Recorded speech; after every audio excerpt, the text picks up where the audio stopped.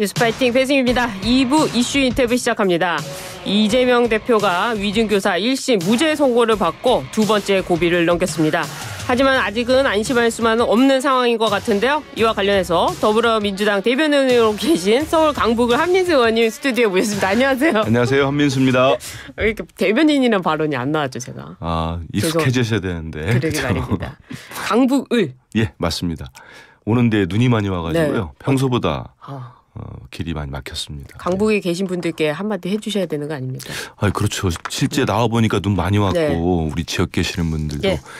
눈 조심하시고 특히 연세 많으신 분들은 오늘 하루 정말 각별하게 조심하셔야 될 것 같습니다. 네, 이재명 대표의 위증교사 선고 날 네. 이재명 대표가 나오지 말라 이렇게 했는데요. 의원님도 굉장히 많이 나가셨고 또 대변인님도 가셨더라고요. 어떻습니까, 의원님? 갈 때 특히 15일 날 네. 공직선거법 그 1심 판결은 정말 예상치 못했습니다. 그거는 대표적인 보수 농객도 잘못된 판결이라고 네. 본인의 SNS에 올릴 정도로 어느 언론도 예측하지 못했고 그랬죠. 한만큼 좀 다 놀랬고 네. 물론 저는 2심에서 무죄로 바로잡힐 거라 봅니다만은 그렇기 때문에 네. 대표께서는 의정하는데 지장 받지 않도록 오지 말라고 또 네. 말씀하셨어요. 예. 저희들 앞에서도 하셨는데 왜 나갔습니까? 그 시간에 예. 안 나가고 제가 뭘 하고 있었겠습니까? 정말로 간절하기도 했고 이번 25일 유증교사 무죄라고 확신을 하면서도 그 공직선거법 때 너무 엉뚱한 판결을 받기 때문에 현장에 가서 기다려야 되겠다. 정말 간절한 마음을 가 있었고 잘 나와서 너무 기뻤습니다. 그러셨어요. 근데 막상 이재명 대표의 표정은요. 들어가면서 웃으면서 굉장히 당당하게 법정에 들어가는 모습이 이제 찍혔는데 예상했을까요? 그러지는 못하셨을 겁니다. 왜냐하면 대표가 그렇게 쉽게 예단하시는 분이 아니거든요. 그리고 저분이 당당하지 못할 게 뭐 있습니까? 그거야 공직선거법이나 위증교사나 대표도 그러시고 저도 그렇고 우리 당도 입장은 분명합니다. 이거는 억지 기소고 정치검찰에 의한 짜맞추기, 정치 탄압 정적제고 수사기 때문에 대표는 언제나 당당합니다. 네, 당당합니다. 이번에 그 위증교사 1심을 담당한 김동현 판사가 지금 같은 재판부에 대장동 사건 등 같이 있지 않습니까? 그렇습니까? 네. 그걸 제가 어떻게 압니까? 그 재판. 재판에 어느 판사 있는 거 이런 거 국회의원들 잘 모릅니다. 변호인들이나 아는 거죠. 그렇군요.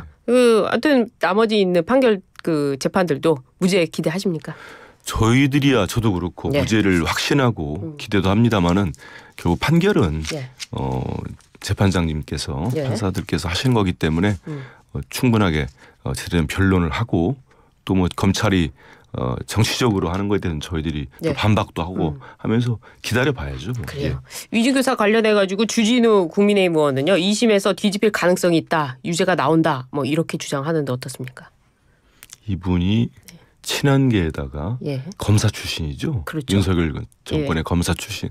검사 출신 눈에는 다 그렇게 보이지 않겠습니까? 그런가요? 대꾸할 가치가 없다 생각합니다. 대꾸할 가치가 없다. 이번에 민주당에서요.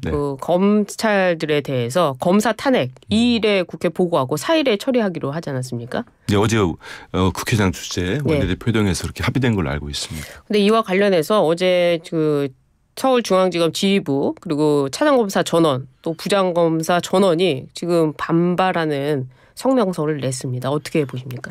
안 좋게 보죠. 그럼요. 그렇게 하면 안 되죠. 왜냐하면 대한민국 어느 정부 조직이 검찰은 자기들이 취해법권이나 법 위에 있다고 생각하는 것 같은데요. 검사들 똑바로 들으십시오. 검찰청은 그냥 행정부 기관 중에 하나입니다. 청 중에 하나예요. 죄가 있거나 혐의가 있으면 거기에 합당한 처벌을 받아야 됩니다. 자기들이 뭔데 이렇게 함부로 어느 조직이 외교부가 그렇습니까? 기재부가 그렇습니까? 아니면 산자부가 그럽니까? 혐의 있는 공무원들이 집단으로 연서하고 항명합니까? 저것도 특권의식입니다.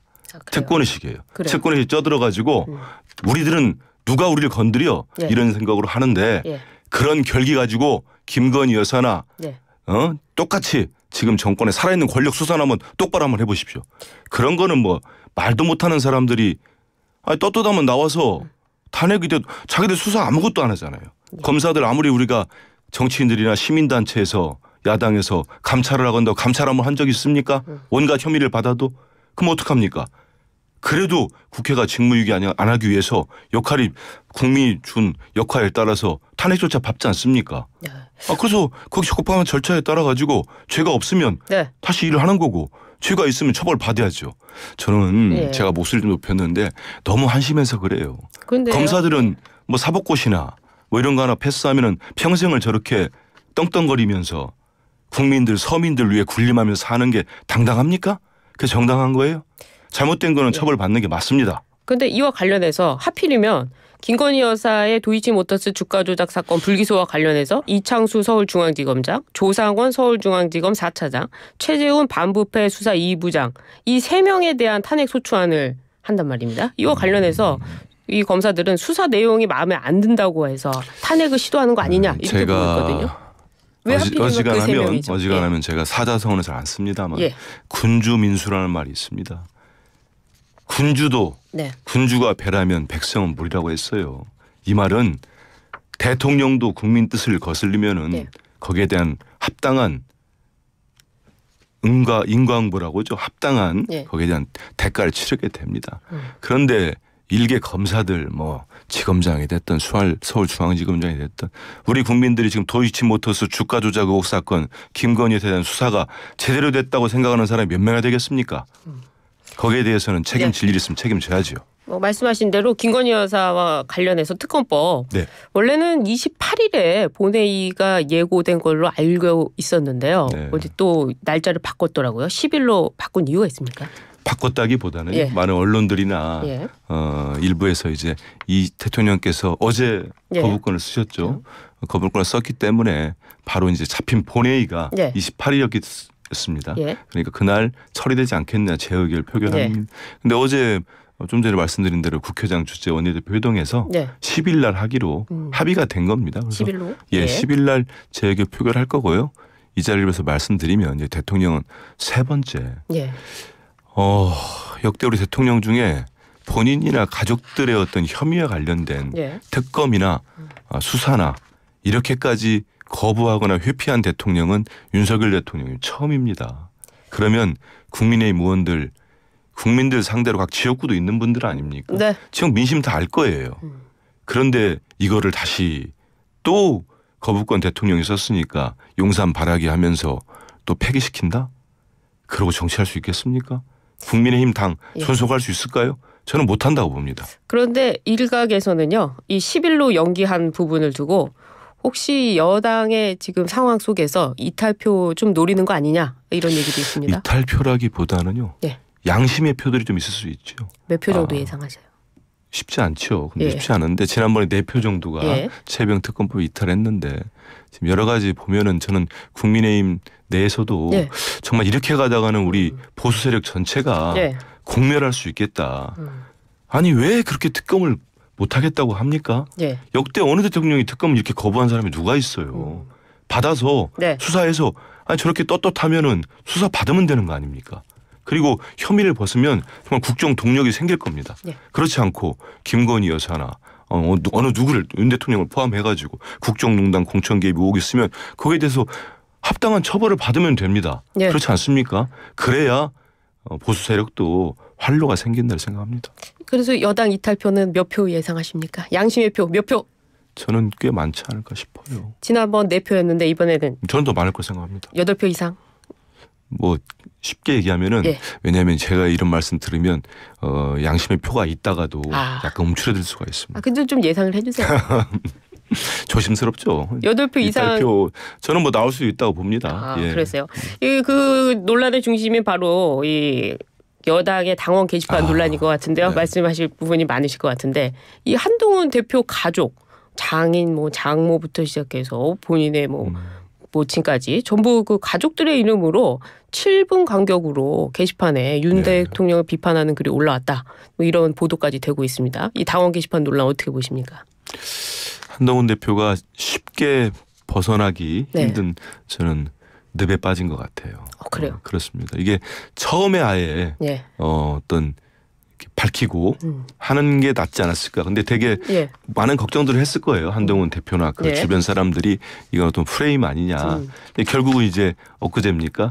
당대표 끌어내리기다 하고 이제 정면 승부하겠다고 한 건데 근데 본질은 제가 이제 저 장해찬 씨나 이런 주장하는 것도 쭉 보고 예. 관련 자료도 좀 이렇게 보도된 내용들 좀 보면은 본질 좀 흐리려고 하는데 쉽지 않을 거예요. 한동훈 대표가 본질을 흐리고 있다. 예, 이제 뭐 익명 게시판이다. 예. 익명 게시판이죠. 당연히 익명으로 나라님도 욕할 수 있는 건데 대통령이나 뭐 부인, 영부인 욕 못 하겠습니까? 그거로 접근을 하려고 하는데 네.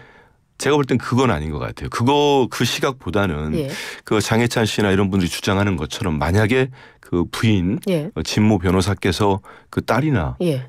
어머니, 아버지 또 시어머니 이런 명의로 대통령 비난하고 여사 비난의 문제가 아니고 여론을 바꿔보기 위해서 또 당원 게시판에서 여론을 그런 게 조작이거든요. 예. 그런 식으로 조직적으로 한 분이 했다. 다른 사람들 아이디를 뭐 도용해서랄지 예. 빌려가지고 그거는 심각한 범죄 아닙니까?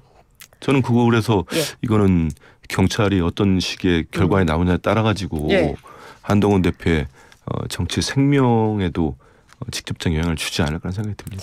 그 당원 게시판 논란으로요. 네. 이 여당의 최고위원 회의에서 그 논란이 좀 있었습니다. 한동훈 대표가 즉각 반발하기도 했는데요. 김민전 최고위원과의 그 고성이 오갔다 이런 얘기까지 나오고 있는데 그 당내 논란은 어떻게 보세요? 첫 번째는 네. 이건 진짜 민주당 대변인이나 예. 민주당 국회의원이 아니고 국민의 한 사람으로서 좀 부끄러웠어요. 그래요? 예, 부끄럽죠. 그러고 난 다음에 한동훈 대표는 이제 할 말 없으면 기승전 이재명 대표 공격하는데 네. 이미 2조 심판 들고 나왔다 총선 때 참패당했잖아요. 선거 책임자 아닙니까? 네. 그분이 지금 다시 또 당대표가 돼 있는 건데 그러면 이미 실패한 프레임이고 실패한 공격입니다. 네. 다른 걸 찾든지 해야죠. 할 거 없으니까 계속 네. 국민들 사이에 전혀 공감이 없는 얘기를 하고 계신데 그리고 지금이 네. 집권당에 있는 당대표와 최고위원이 이렇게 언성 높여가면서 국민들 앞에서 싸말 때입니까? 지금 민생이 얼마나 어렵고 경제가 예. 어렵습니까? 외교 안보도 심각하잖아요. 예. 국민들께서 불안해하시는데 전쟁 낼까 봐. 그런 상황에서 그렇게 한다는 게 맞지 않고요. 두 번째는 당대표 처신으로 보기에는 조금 네. 가볍게 하지 않았나 생각이 그래요. 듭니다. 양문석 의원이 이와 관련해서 한동훈 대표 댓글팀 의혹 특검 도입하자. 법무부 장관 시절에 댓글팀 있지 않았느냐. 그 의혹이 사실이라면은 국가 권력을 남용한 민주주의 훼손이다. 이렇게 주장하고 나왔습니다. 어떻게 보세요? 양 의원 말씀대로 사실이라면 이건 국기문란 행위가 될 수 있죠. 중대 범죄죠. 예. 그리고 말씀하신 내용이 지난 전당대회 과정에서 이미 한번 불거졌잖아요. 예. 불거졌는데 그때는 이제 뭐 한 대표가 대세론으로 잠잠해진 상태죠. 예. 저는 그 역시 살아있는 붓이라고 봅니다. 그래서 이번에 당원 게시판 논란이 제가 예. 그 단건으로 보지 않고 심각할 수 있다고 하는 게 예. 수사기관이 수사 여부에 따라서는 네. 지금 뭐 여러 여권에 있었던 분들이 주장을 했잖아요. 한동훈 대표께서 네. 법무장관 시절에도 뭐 이런 걸 뭐 운영하지 않았냐 댓글팀 의혹을 제기를 했었어요. 그런데 그게 명확하게 제 기억에는 소명이 안 된 걸로 알고 있습니다. 그런 상황에서 이번에 네. 당원 게시판에 그 부인의 했다는 주장까지 지금 구체적으로 나오고 있는데 예. 경찰이 수사당국이 어디까지 수사에 따라서 이 양문석 의원이 얘기하는 범위까지도 예. 갈 수도 있다고 봅니다. 그럼 특검 이거 도입합니까? 한동훈 대표에게. 경찰이 먼저 수사하고 있다고 하니까요. 예. 여당 내에서 예. 하는 거 보고 거기에 보고. 따라서 아니 만약에 이게 예. 그 실제로 한 대표가 정말로 당원 게시판에 뭐 가족들 명의의 글을 넘어서는 수준의 예. 어떤 여론을 뒤바꿔 보려고 하는 예. 그런 뭐 음모랄지 기획을 했다면 이건 여당 내에서도 문제 제기가 나와야 되지 않겠습니까? 그렇죠. 그렇죠. 예. 알겠습니다. 그때 수사를 지켜보겠다 이 말씀이시네요. 예, 그리고 예. 한 대표가 어떻게 하시는지 보면은 네. 일단은 그 자꾸 이재명 대표 쓸데없이 공격하지 마시고 네. 본인 앞가림부터 하는 게 순서 같긴 합니다. 알겠습니다. 더불어민주당이 이 공직선거법 개정안을 발의했습니다. 이 선거법상 허위사실 공표를 삭제하고 당선 무효형 기준을 현행 100만 원에서 1000만 원으로 변경하자는 내용인데요.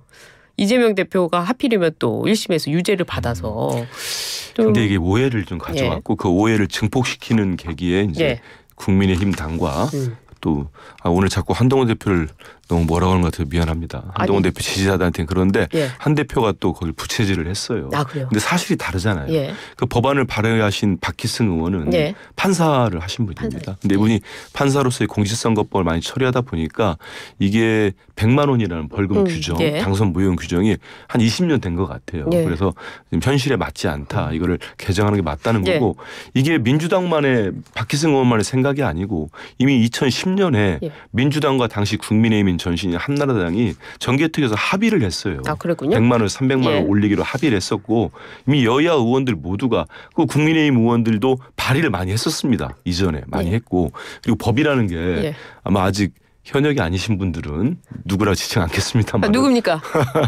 아, 그렇지 않습니까? 원외 당대표도 계시잖아요. 아, 예. 잘 모르시는 것 같은데. 한동훈 대표 말씀하시는군요. 이거 법제처 우리 다 법제실에 네. 국회에서 다 받아봐야 됩니다. 아, 그렇군요. 이 법에 위헌 소지가 있는지 다 이런 절차를 걷기 때문에 이걸 박희승 의원이 이재명 대표님의 어떤 그걸 놓고 그 공직선거법이 잘못 나올 걸 예상하고 이건 말이 안 되죠. 이건 정말로 공교로운 상황이고 네. 또 아울러서 이거를 정확히 아셔야 돼요. 좀 추가로 질문 드릴게요. 250조 얘기 말씀드릴게요. 예. 250조에 바로 그겁니다. 그겁니다. 예, 허위사실 고표죄. 한번 따져보십시오. 이 박희승 의원이 이미 입장을 발표를 했어요. 저도 그 입장을 보니까. 근데 허위사실 공표죄를 삭제한다는 부분에 그게 있어서. 그 말씀 드리려고. 아, 그래요. 오해를 하시는 것 같은데 네. 그게 이제 공직선거법상 허위사실 공표죄인데 예. 이 딱 부칙 조항을 넣어놨더라고 박희승 의원이 예. 입장을 냈어요. 예. 이전에 이걸로 벌칙을 받은 거에 한해서는 적용되지 않는다고 했습니다. 아, 그거랑은 이게 그렇기 때문에 허위 사실을 그럼 공표하겠다는 거 아닙니까? 아니죠. 선거법에 그걸 삭제한다면 아니, 그래서 지금 금지 조항이 없는 제가 거예요. 말씀드리는 거는 그래서 이게 그 이재명 대표와는 관련이 없다는 건 지금 명확해졌잖아요. 예. 두 번째, 그러면 허위 사실을 용인하는 거냐? 예. 근데 이걸 볼 필요는 있을 것 같아요.